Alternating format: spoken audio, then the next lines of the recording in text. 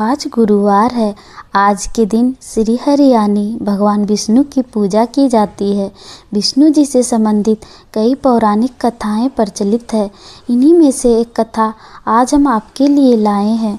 इस कथा में यह बताया गया है कि आखिर ऐसा क्या हुआ था कि विष्णु जी को देवी लक्ष्मी ने रुला दिया था। तो आइए सुनाते हैं यह कथा।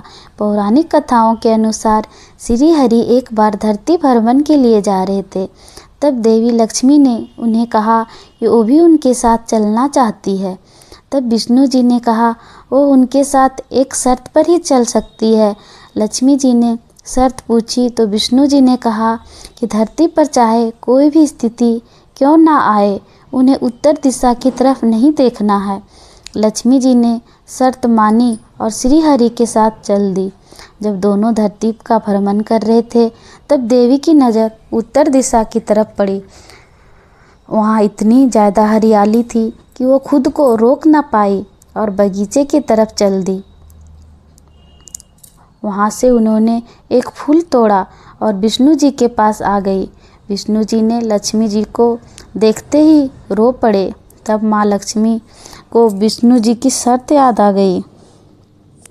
श्री हरि ने कहा कि किसी से पूछे किसी भी चीज़ को छूना अपराध है। यह सुन देवी लक्ष्मी को एहसास हुआ कि उनसे गलती हो गई है।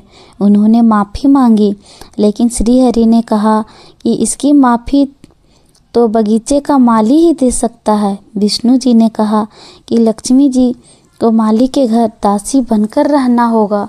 लक्ष्मी जी ने यह सुन तुरंत ही गरीब औरत का वेश धारण किया और माली के घर चली गई। कभी खेत में तो कभी घर में माली ने उनसे काम करवाया।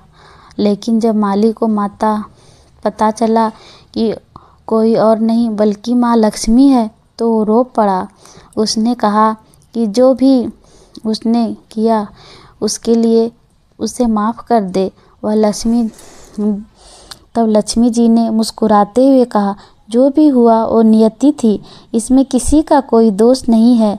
लेकिन माली ने जिस तरह से लक्ष्मी जी को अपने घर का सदस्य समझा, उन्होंने उसकी झोली में आजीवन सुख समृद्धि से भर दी।